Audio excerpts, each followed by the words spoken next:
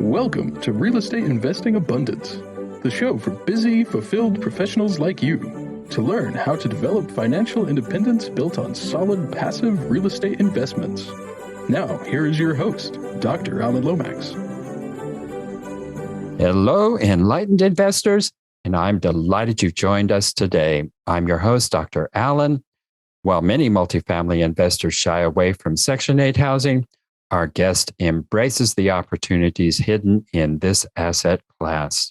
Matthew Teifke is the founder and lead broker of Teifke Real Estate, a single-family and small multifamily brokerage company based in Round Rock, Texas. Watching his single mother invest in properties at the age of 13 immediately drew Matthew to the industry. Matthew has now grown Teifke Real Estate to over 60 realtors and owns over 40 multifamily properties. Matthew also manages over 750 properties. Matthew also holds a Master's of Real Estate from Texas A&M and College Station, and at the age of 17 became a licensed realtor. In 2012, Matthew was also voted Rookie Realtor of the Year. So Matthew, share a memorable experience from your formative years that helped you to be who you are today. I love it. Thank you for having me on. The biggest memorable moment that I have was when I was about 15 and I went to Africa. And it was actually on a mission trip, and it's where I ended up accepting Christ. And it was really an eye-opening experience. I had always had this passion of feeling a little weird about the things that we have access to living here in America, and hearing about, people that need water, and just thinking such a basic need. And it's something that at least, anywhere that I live, and probably most places in the US, you don't really think about. You take it for granted. And so I struggled with that for many years of like, we're living this way and people in other countries are living another way. But the big takeaway that I had was they're actually really happy there, at least the people that I was around. And they were happy because they have their family and they're not, dealing with all these distractions that we have in the US. And I was just fascinated to see you can have a little, but still have more than most, and have a lot in other ways. And that was a big takeaway for me. And so it's always been on my heart to keep that perspective and to realize that money, as I'm growing a business, and things and materials aren't what make me or people happy, in my opinion. And it was life-changing. As I said, I accepted Christ there, and definitely changed the trajectory of my life in a lot of ways that I probably don't even imagine, or probably even subconsciously think about. Well, an excellent perspective to keep at the forefront of your mind, that living in the moment and relationships are some of the most important things to happiness and fulfillment. And actually, the science of positive psychology is actually bearing that out more and more and more, the more research we do in conjunction with that area. Well, Matthew, tell us about building generational wealth through real estate investments. Yeah, I think real estate is an amazing sector of business that obviously everybody knows about, but I say, to keep it simple, you're either paying your own mortgage or you're paying somebody else's. And it pretty much has something to do with everything we all do on a daily basis, if not 24/7. And real estate just allows the opportunity for you to get amazing tax benefits, to utilize leverage, to use other people's money sometimes, and to accumulate assets that are tangible and real, and that you can pass on down to your family. So that's the generational aspect of it. It changed my mom's life. She was a single mom and she started buying properties. And then I was fascinated by, wow, you can take 20 grand and put it towards a house, and then someone pays it off the rest of it for 30 years. Obviously, there's a lot more details and expenses and things that come up, but the general idea of it was fascinating. I had my run-in with some stocks and still do. Up and down. And real estate just kind of stays steady. It's an amazing hedge against inflation, especially nowadays with the printing machine not shutting off anytime soon. And I really believe in the fact that everybody has the ability to own real estate. And it's just a matter of, do they want to focus on that? And they do have the ability to do that, whether it's investing passively and stuff like you do, or buying their primary residence or wholesaling or, finding Airbnb arbitrage. Like there's so many aspects that if anybody really wants to do it, I believe they can, but it takes a long time. It takes a lot of consistency and it takes sacrifice as far as not spending money in other places, right? Like everybody goes out to eat and, well, not everybody, but people go out to eat and they spend money at bars and this and that. And, what I saw my mom do was not do any of that. And over probably 12, 13 years, she would buy one or two properties a year. And now she's at a really good point in her life where those properties are going to be paid off. And it still took a lot of work. And that's what I think a lot of people don't understand is you don't go buy 5 properties and you retire. You gotta get 50 of them and you got to take 10 years or 20 years. And that was really cool for me to learn and to see how it was possible, but then also what it meant to have those properties.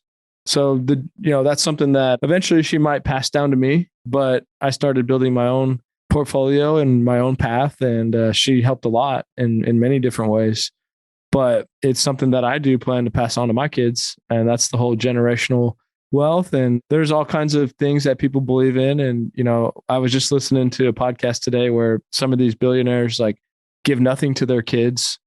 And on some aspects, I understand that. But then what I was hearing on this podcast is like, it's not about not giving anything to your kids. It's maybe you didn't raise them the right way. Like maybe you don't feel comfortable giving it to them for certain reasons because you're going to give that money to someone else's kids.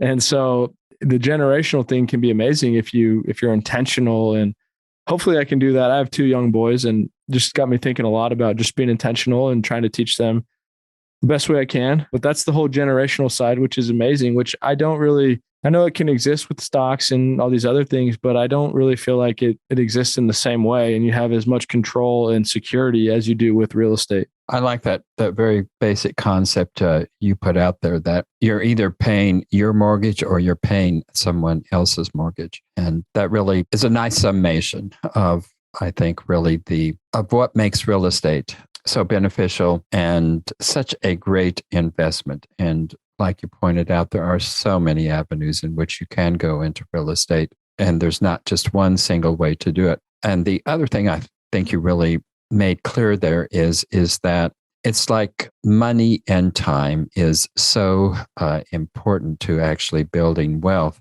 And whether it's real estate or other types of investments, it's that time factor that is so crucial to really developing financial independence and particularly developing that generational aspect of wealth that you can pass on to your children. Yeah, absolutely. Well, you touched on it a little bit here in saying that it takes work and it's not something that is easy to be done.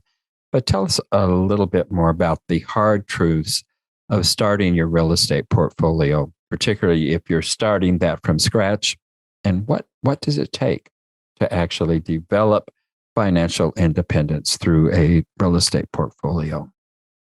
Yeah, great question. The hard truths are that it's big money that you're dealing with and expenses are going to come up. Mistakes are going to be made unless you are getting around people that can help you avoid those mistakes. So it's just kind of interesting because we have done this pretty intensely for a long time, and I've seen a lot of different perspectives and ways people approach things. But I've had people that have told me, Matt, I don't really need your help that much. I kind of want to go learn my mistakes by myself. And I'm like, I get that in some ways, but you don't want that to be in real estate because that's $20,000, $50,000, $100,000 mistakes potentially. And so you have to be aware of that. You have to be aware of everything that has to deal with the ownership side and the condition of the property. You got to put in a new roof unexpectedly. That's, $15,000 potentially, or plumbing, same thing. And so to understand that those things are going to happen, it's inevitable. And I think the only way that I know about it is 1, with time. That's how you get to the financial freedom aspect, or 2, with really, really hard work and discovering opportunities that are significantly below value. And that's it. I mean, you have to make a lot of offers. You have to look at a lot of properties. And if you're going to be doing cash out refinances, you're going to increase your debt, but potentially lower your payment depending on your interest rate. And it just depends on your strategy. But if you go get 10 properties and you just pay them off as quick as possible, you could retire that way. Or you could get 50 and retire in a little bit of a longer period. And so it just depends on your goals, but you don't need a lot of properties to see a lot of value of real estate. I say this all the time, like there's one or two deals out there that could change your financial life forever. And you got to go find it. And a lot of people don't want to do what it takes. They don't want to stay consistent. And the people that are getting that value out of real estate. We'll be right back after a brief announcement. Are you a busy professional, passionate about the work of your calling, yet realize that even though you love what you are doing, you're exchanging your time for money? You know that if you were to lose the ability to exchange time for money, your financial well-being will be in jeopardy. If you can relate, I have great news. Steve Tucker Capital is an investment company designed for professionals to develop financial independence built on solid passive real estate investments. Remove the anxiety of an uncertain financial future and go to stevetucker.com. Get your free one-page 10-step guide to passive real estate investing. Absolutely. And it is amazing how just a few properties can make a tremendous difference. I started out with just a couple of properties, and that certainly did not provide financial independence, but boy, did it make a difference in terms of my well-being, my satisfaction, and my whole outlook on life, because it just changes your whole way of thinking when you have even just a little bit of passive income to change your whole mindset and the whole way that you look at life. And it doesn't take a whole lot to do that. Well, you talk about networking and creating long-term partnerships. And I suspect that, like with the hard truths of starting your real estate portfolio, it's not something that is done overnight. And it is not something that is done accidentally. So tell us about these processes of networking and creating partnerships, and why you would even bother to do that rather than just being the lone wolf and going at it on your own. Yeah, when you find people that you know are serious and committed and you feel like you can trust, you can do a lot more together. That's the basic premise. And I try to do it really almost as a full-time job. I try to meet everybody I can. Number one thing is to stay consistent and connected over a long period of time. And most people might just have that meeting and not do it again. But you really, the way I look at it, you're really just looking for people that you feel that you can trust, you feel that are serious about what they do. Try to figure out how to help them and do it over a long period of time. And it's a matter of time before you guys do something together. You help them out, they help you out, and grow together with other people. It's fun. It's exciting. You get to see new things, hear new things, learn new things.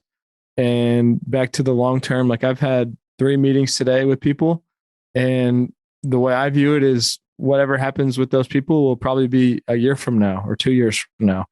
But when you have a lot of those going on at all times, it gets really fun and you start building a network. Most people, I think, understand that your network is extremely important. And once you realize that and start treating it that way and foster that and build it and, take care of it, then you can start seeing those benefits. But some people just rather be lone wolf, which is totally fine. I just think I could be wrong, but probably most of the time there's less ability to scale and grow. But some people could probably lock themselves in a room and go create Amazon, right? So it just depends on what your goals are. Everyone approaches things different, but I love the idea of just having a big network and, we try to enjoy life, right? And I like to be around people and I like to learn and I like to have a lot of friends, and I'm just trying to build that the best way I personally can. Well, you mentioned you had 3 meetings today. Would you consider those meetings networking, or were they partnership meetings? Those were all networking. Most of what I do is meet new people. I've been focused on building a knowledge base and resources for the first half of my real estate career. And then 4 or 5 years ago, I realized the importance of just meeting and connecting with people. And so I have the ability to, in my view, I have the ability to meet people. And if they're serious about real estate, there is a way I can add value. And I just have to figure that out. Maybe it's through a connection or through capital or through deal flow or through a contractor. And so the more people I can meet and provide that value for, the more we can grow together in the long run. So most of the time it's new people, like all the people I met today are people that I've never met before. And I do that as a full-time job, essentially. On average, how many meetings do you have a week in terms of networking, in terms of people you've not met with before? 17 is probably 17. Average. Really? Yeah. And I've done it where, I literally had times where I did six, 7 a day, but I got a little burnt out and I wasn't able to be fully present. I was tired. I was trying to rush through. So now it's try to do 3 every day, at least. That is an impressive number of meetings per day, just for the purpose of networking. Are these in person? Are they over coffee? Are they through Zoom? What kind of meetings are they? They're all in person. All Coffee, in person. mostly coffees, but I'll do lunches too. Okay. And there's just something I've thought about doing Zoom, and I do it every now and then, but there is something special to meeting in person and getting to see somebody. And it doesn't take much to get, I go meet a real estate agent, right? Just one time, and they have a listing and it's got multiple offers. And I'm one of those 15 offers. I do have a leg up by having taken that time and bought that coffee and met that person. And that's just one aspect of it. And so it's really fascinating what can happen when you approach it, and not a way of like, how do I get something out of this for myself, but how do I help you? And let's see what happens later. Yeah, that is a good approach. How do you approach these people to set up a meeting? Every which way. I have some people that reach out to me. A lot of it's set up through social media. So we have a pretty robust marketing team where we have a YouTube channel. We're putting out videos every day. Every kind of platform we post 5 or 6 times every day. And so people reach out there and they know who we are. I get other people that introduce me to people any possible way. Like I literally am just, all in on meeting. It might be a developer, it might be a banker, it might be a kid in high school, kid in college, one of our real estate agents. I'm just like fully accessible to meet with. So since they're all in-person meetings, I'm assuming that most of those people live or work in the area. So I'm just thinking, I live in rural Appalachia. I wouldn't really have that many opportunities to connect with people who are within even an hour's drive of where I live. So you definitely have to be in a metropolitan area to find that kind of access. How many people would you say live in a 3 or 5 mile radius of you? Within a 3 or 5 mile radius, probably, 25,000 people. Oh, wow. That's a lot. Yeah. I mean, I just think like, depending on where you want to spend your time, I was going to think it was a lot less than that. And I was going to say, you could get to know literally everybody. But, if there's that many people, it's probably not that hard to meet people. So this is just my approach, is like, the more people you know, the better. Mm-hmm. Yeah, and if you could imagine doing 1 or 2 a day, you start to know, you become the person who knows more people than 99% of the people in your area, and however you want to take that, but it can be very valuable and you can become a really good resource. Yeah, that's true. That's a good way to look at that. Well, how do you take these network connections and create long-term partnerships from them? Well, it starts with getting to know somebody. And that's the number one thing before you have a partnership, is know who they are, know what their values are. And over time, you start to see how serious and committed they are. So that's the first process. And then as far as teaming up, a lot of these people will actually bring us deals, and they'll find an opportunity, and then we can help bring capital and help get a loan. And then we own the properties together. Might be a flip, might be a long-term hold. We prefer to do long-term holds over flips, but it's pretty much that simple. Like, find people that you agree with their philosophy and approach on life and business, if you can. And then how do you guys, bring different values together? One may be capital, one may be finding the deal, or both may be capital because it requires more than one person has, and just teaming up and buying real estate. Well, excellent. Well, Matthew, you have a lot to share and you do a lot of networking. So how can we connect with you? I'm very easy to get a hold of. Give you guys my cell phone number, 512-914-4806. My email is mattteifke@gmail.com. We are all over Facebook, Instagram, Twitter, TikTok, you name it. We got a YouTube channel. I've got to be one of the easiest people to get a hold of, I would imagine, because I get back pretty quickly and I try not to miss many calls. So what's your preferred means of getting in touch with you? Call my cell phone. Keep it simple. Okay. Alrighty. Okay. Well, Matthew, I have one closing question here, and that is share one of your most difficult setbacks in life. And I guess this is a multi-layered question, but how did you come through that time and what did you learn from that experience? And this could be related to business and real estate or just any other difficult situation in your life. Yeah, for me, it was actually had to do with sports. I grew up my whole life playing baseball. I wasn't really the most athletic, but I did work really hard and I tried really hard. And I grew up in a city, Round Rock, where it's really competitive. Like, just to make the high school team, you got to be really good. And I was on the lower ring talent-wise. My freshman year, I did not make the baseball team after playing my entire life, like since I was 6 years old. And that really was, for me at the time, pretty devastating. I was crushed and broken down and just like it crushed me. Yeah. And so I had two options, just give up on baseball or fight and try to make it the next year. And so I literally told myself, I want to do this and I want to do everything I possibly can to make the team. And I just thought, I was like, God, if this is meant for me, I'm going to do everything every day at all times to make the team. And I want to also prove to myself, if that's a mindset that you have, can you accomplish whatever you want? And so I spent the next year training like crazy, running sprints every night. I was doing batting practice and training, on ground balls and pitching and everything. And the next year I made the team.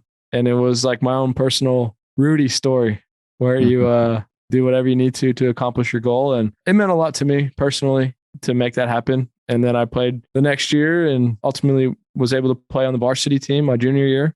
And so that was big for me. And the takeaway was, if you truly want something bad enough and you're willing to do everything you possibly can, you can accomplish that goal. Well, interesting there. So you weren't on the team. So did you have a coach? I mean, that was a lot of commitment, a lot of work. Did you have a coach through that period of time?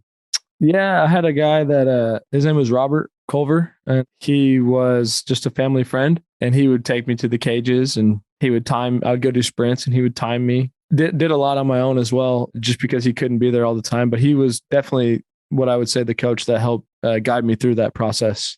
Was he into baseball himself or just? Yeah, loved baseball. No, yeah, really loved it.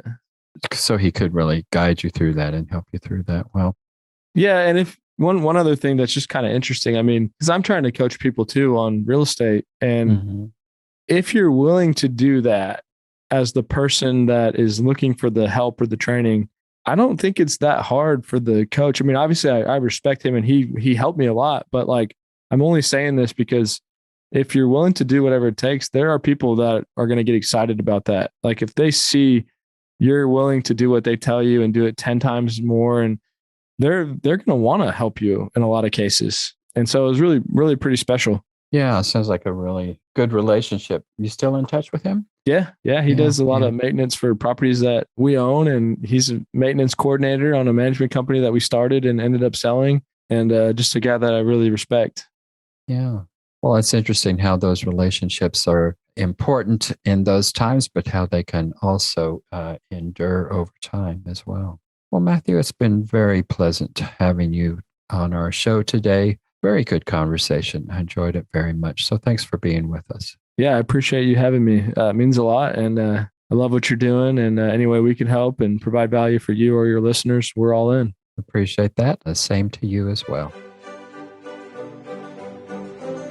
Thank you for tuning in to Real Estate Investing Abundance, brought to you by Teifke Capital, a company working for passionate professionals like you to develop financial independence built on solid, passive real estate investments.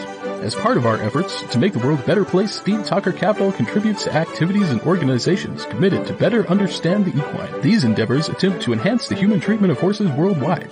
Teifke Capital, working for a world where all creatures, great and small, flourish abundantly. For resources to develop your financial independence, connect with us at stevetalker.com.